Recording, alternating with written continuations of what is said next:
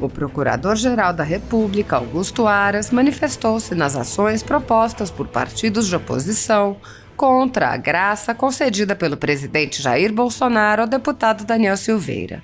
Em sua manifestação, o PGR lembrou que a graça e o indulto são atribuições do presidente da República previstas em todas as constituições e reconhecidas pelo Supremo Tribunal Federal. O PGR apontou que as únicas possibilidades em que a graça estaria sujeita a controle pelo judiciário seriam, caso fosse concedida por outra autoridade sem competência para tanto, ou caso alcançasse crimes específicos hediondos, o que seria vetado pela Constituição. O procurador mostra que não houve qualquer problema com o decreto de Bolsonaro que justificasse a atuação do Poder Judiciário. Aras diz: embora configure ato político caracterizado por amplo espaço de avaliação política, o decreto concessivo de graça ou indulto é passível de revisão do Poder Judiciário quanto aos expressos termos do que dispõem os artigos 5º, inciso 43 e 84(12) e parágrafo único da Constituição da República.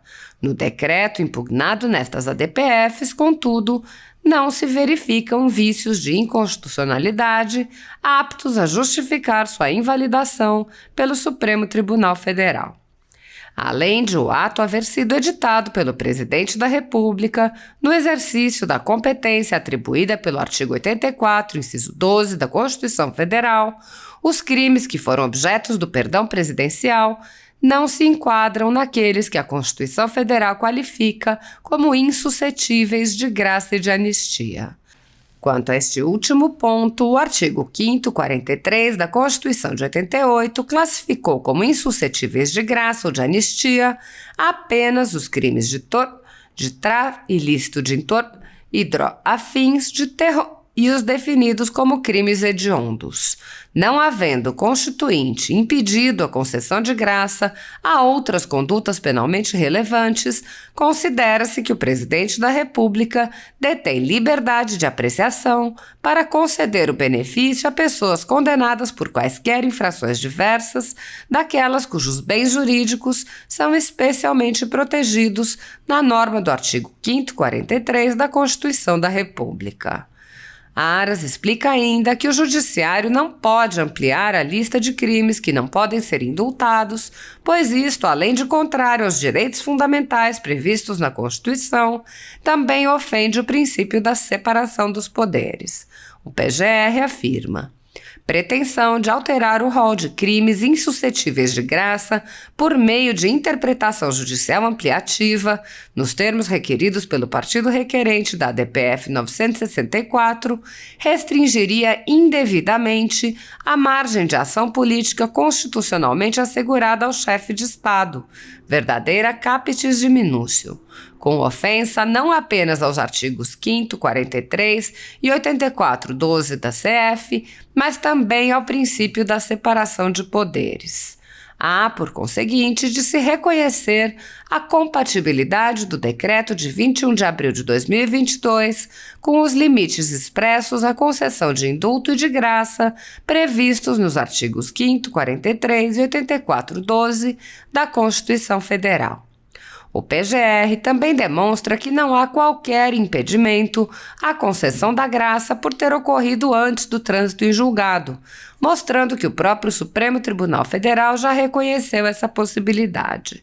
Aras diz: por tais razões, há de se concluir em conformidade com o precedente firmado na ADI 5874 que o Presidente da República pode legitimamente decretar indulto ou conceder graça, independentemente da existência ou não de condenação transitada em julgado, não se deparando na Constituição da República com exigência que se condicionem à válida emanação e ou à eficácia do ato de definitividade do pronunciamento condenativo.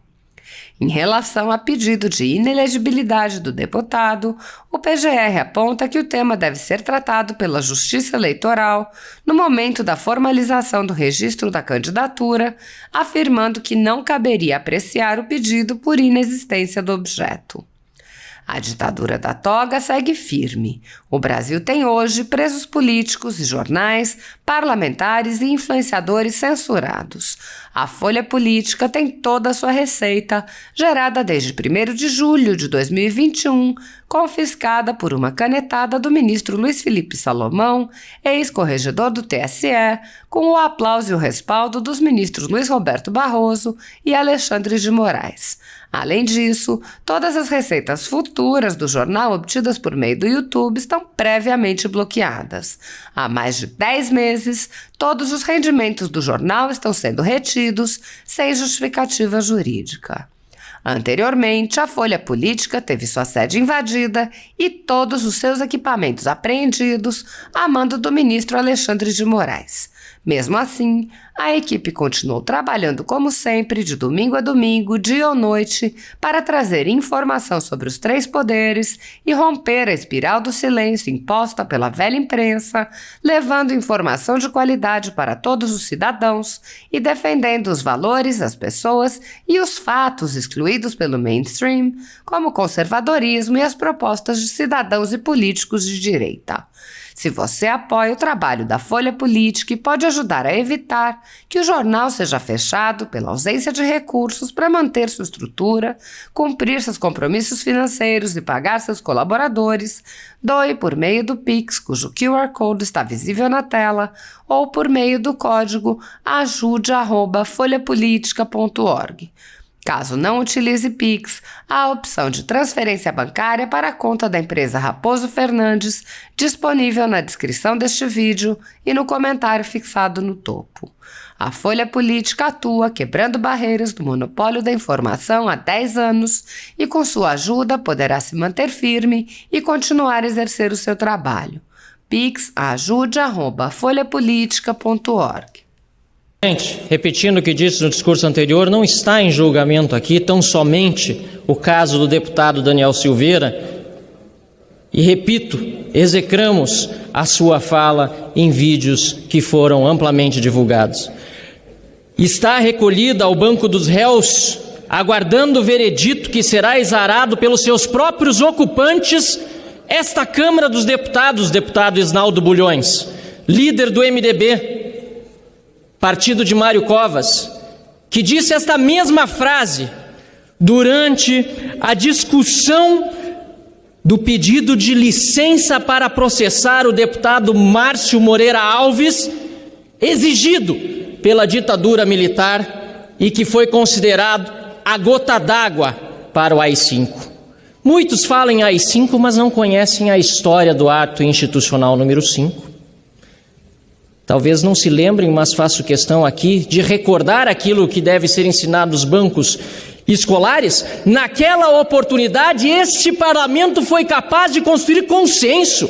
E deputados governistas da base do regime, da base da ditadura, votaram a favor deste parlamento. E a gota d'água do AI-5 não veio daqui, veio do Poder Executivo.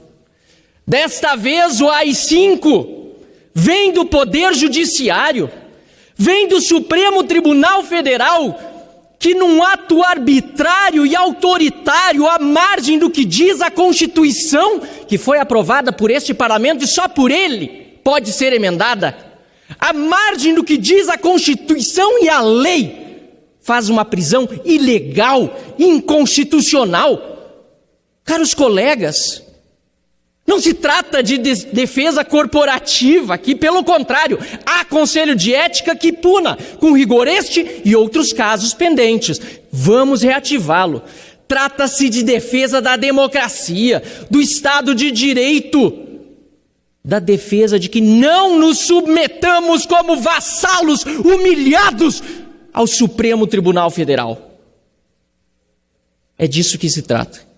Ou vamos mais uma vez votar aqui, permitindo que o Supremo avance, desta vez, pela primeira vez, violando o que é inviolável, que é a nossa imunidade parlamentar. É isso que vamos permitir na noite de hoje? Que a Suprema Corte continue com inquéritos sem denúncia do Ministério Público e haja por conta própria, fraturando a nossa democracia e a nossa Constituição?